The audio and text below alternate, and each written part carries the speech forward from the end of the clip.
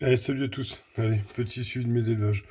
On commencera par les messors. Je pense que c'est un format que je vais adapter. En fait, je ferai une vidéo par semaine, certainement le dimanche, et je ferai le point sur les évolutions. On va regarder d'abord en premier mes Barbarus. Très très grosse activité ici, dans la grenier. Ma nourriture de raccord. Et dans les verres de chasse. Bon, bien dégueu, hein, vraiment bien pourri là.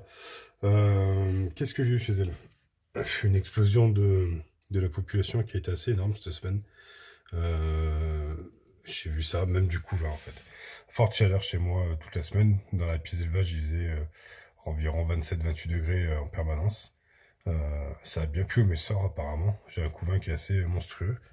Elles ont mis aussi, je vais vous montrer ça, des petites graines dans les coupelles comme la dernière fois. Bah là, la coupelle est pleine de chez pleine et elle continue. Puis elles m'ont fait un deuxième petit tas ici.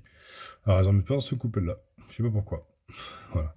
Là j'ai ouvert, ça y est, c'est le bordel. Elle essaie de se barrer. Hop, on va fermer. Parce que l'huile de paraffine avec la chaleur a tendance à légèrement couler.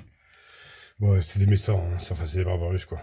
Dès qu'on les ouvre, elles deviennent complètement hystériques. On voit les beaux majors. Avec sa belle tête orange. Ouais, ils sont belles. La reine, elle est cachée. Là, j'en ai encore un. Alors, je vais essayer de vous zoomer. Je vais essayer de mettre de la lumière. Peut-être que vous voyez mieux. Petite lumière blanche, des fois ça aide. Ici, encore un gros qui va arriver assez rapidement. On va regarder rapidement le couvain. Il y en a de partout. Des grosses larves, des petites qui arrivent.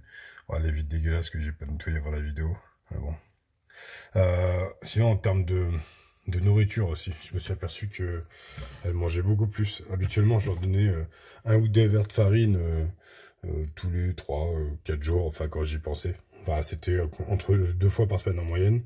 Hier, j'ai essayé, j'ai mis 4 verres de farine coupés en deux, 5 verres de farine coupés en deux. Il m'en reste un bout ici et un bout ici. Donc en fait, sur les 5, elles en ont mangé 3 parce que celui-là, il a l'air d'être moitié-moitié, quoi.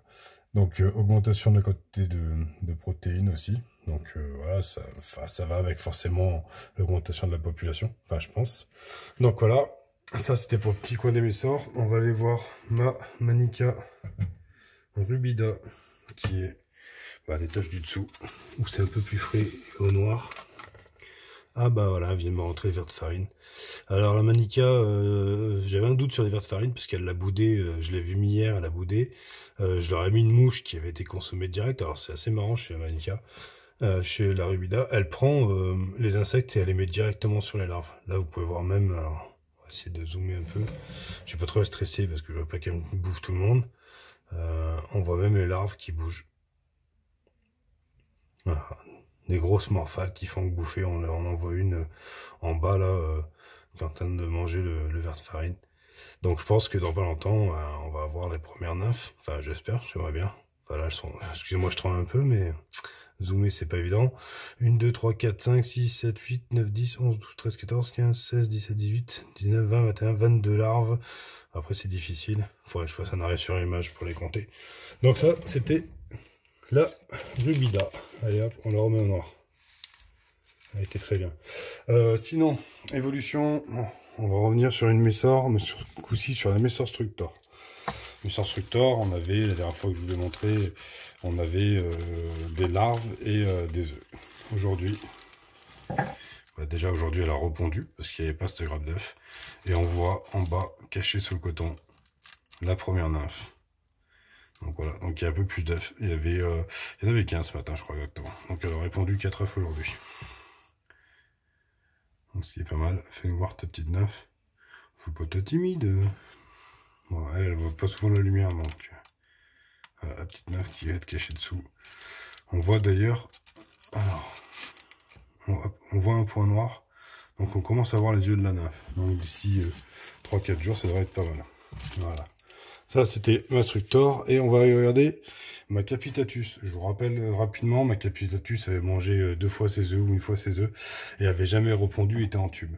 Vendredi, en fait, j'ai fait une rencontre avec les élèves de l'école de mon fils, de CP d'ailleurs, du coup, pour leur montrer les fourmis. Donc j'ai pas pu emmener celle-ci parce que là c'était trop compliqué à trimballer, puis il faisait 40 degrés dehors. Donc j'avais emmené que des petits tubes à essai comme ceci. Voilà, et mon tube avec ma Capitatus. Tout s'est bien passé jusqu'au moment où le tube de ma Capitatus est allé dire bonjour au carrelage. C'était pas drôle, parce que j'ai dû rapidement faire quand je pouvais, parce que j'avais pas de tube pour la mettre, donc j'ai dû la mettre dans un new building que j'avais emmené pour présentation. Le deuxième, identique à celui-ci, que je vais vous mettre là, maintenant. Celui-là. Donc j'ai mis là-dedans, pour la ramener à la maison. Sauf que, madame qui n'avait pas pondu pendant 2 mois dans un tube, elle a décidé, alors, je vais essayer de vous montrer, ça va pas être joli, a décidé, on va peut-être les voir sous sa patte, non, c'est pas sous sa patte, je regarde hors caméra, ce sera plus simple, si, c'est ça, sous ses pattes là, on les voit, a décidé de me faire 2 petits œufs au fond du unibuilding. Donc du coup, j'ai même pas eu le temps de boucher l'entrée. Le seul truc que j'ai eu le temps, c'est de fermer le premier étage, donc à l'accès de cette galerie, qui approximativement donne la taille d'un tube.